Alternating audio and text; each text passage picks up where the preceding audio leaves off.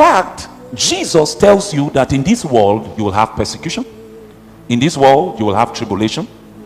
In this world you will have all kinds of things, but be of good cheer. I have conquered the world. I have made it possible for you to be able to survive in this world without losing your soul.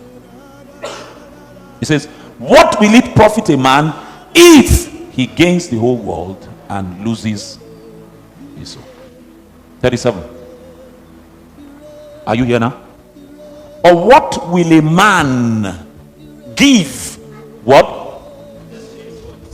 So it means that the exchange that happens in the realm of the spirit, every time Satan is providing you an option, what he's actually after is not your comfort, it's not your pleasure. What he wants is to exchange what he gives you for what? Why? The end of the broad way is what? Death and destruction. Death and destruction of what?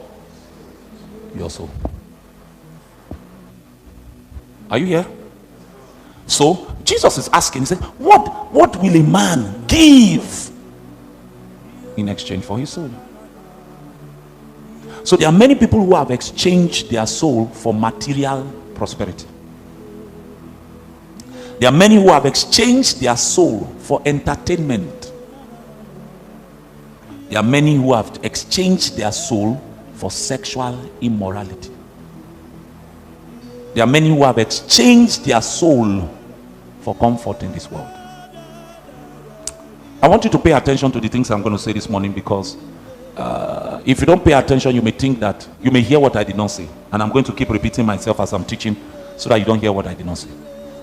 But before we go there, he says, what will a man give in exchange for his soul? Can we begin by asking ourselves that question this morning? Can you, in 1 second, think about it? What is your price tag? What is your soul really worth in this world? What is it in Satan's hand that Satan can wave before you now and your soul is bought? Think about it carefully. You know that the price tag of a man's soul is not written on his forehead. It is engraved upon the tables of his heart. It is in his secret thoughts. It's in the quietness of his meditations when nobody is there. It is in his ambitions. It's 4 years or so ago, we did a program in RCN Warri. The theme of that meeting was Levitical seduction. How many of you remember? Yes, the choristers. Levitical seduction. If you've not listened to that teaching, it's on our Telegram handle. All right, feel free to go and listen. Levitical seduction. And my emphasis in that teaching was, I was speaking to most especially music ministers. That you see, the ministry of worship and the ministry of music goes beyond the gratification of your flesh. It goes beyond trying to be popular. And you see, when I start talking about entertainment, I will say some very hard things. Goes beyond trying to be popular, trying to enjoy yourself and, you know, feed yourself from the music. That worship is a ministry and stuff like that. And there was a guy in that meeting that day that stood up and said, how do I take care of myself? I want to, if you say that churches should not pay musicians, for instance, that how do I take care of how do I eat? That look, I'm doing this, because I'm doing this, I'm doing this. After some years, I'm going to have some money to do this. And I saw the guy some days ago. The way he has been 4 years ago. He's still like that. His life has not made any progress. He's earning the money now. He's making all the money now. There's nothing you can look at and say, this is the product of that thing that he was saying. And he was saying it with such passion. Such passion. You see, when I start talking about money, materialism this morning, I will show you that even the rich have their flaws, the poor have their flaws. But you see, what God does for us, when your trust is absolutely in him, there's no amount of money that can quantify. I will show you. Many men's souls have a price tag, and Satan knows how much it is. So Satan knows exactly what to put before you, that you will be willing to perform this exchange, that you will lose your soul on the altar of something that the world offers.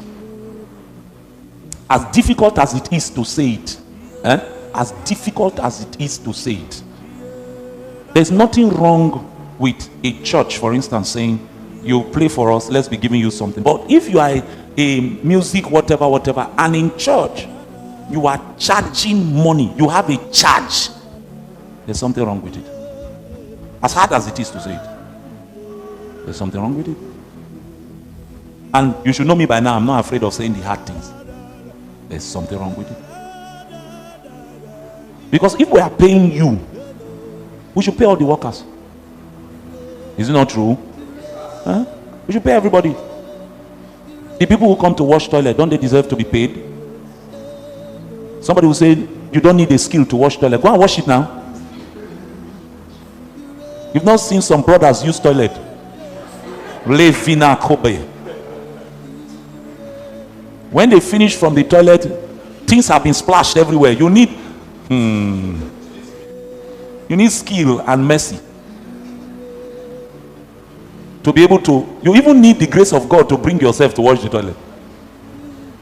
They say it's a skill. You have to learn the skill. And when you have learned the skill, are you not supposed to give the skill to Jesus for free? You think it's easy to preach gospel? Even me, I should be paid. I should be paid now. So by the time we now do salary for all the pastors, do salary for all the workers, do salary for media. Oh, is media not a skill? If the church decides that, okay, I want to give you something, there's nothing wrong with that. But you say, I will not play unless they pay me. There's something wrong with it. I strongly believe that there is no template for it in the Bible. Are you with me? Next verse, 38. For whoever is ashamed of me and my words in this adulterous and sinful generation, of him the Son of Man will also be ashamed when he comes in the glory of his Father with the holy. That's how Jesus concluded this discussion. He said, these things that I'm speaking to you, if you become ashamed of it, the same way when the Father returns, he will be ashamed. So Jesus was trying to tell them that the world is available and Satan is willing to give it to anyone whom he considers worthy of it. And how does Satan find men worthy? Through worship. If Satan is looking for people who are worthy of what he can give in this world, he identifies them through worship. May the Lord give you understanding. Where?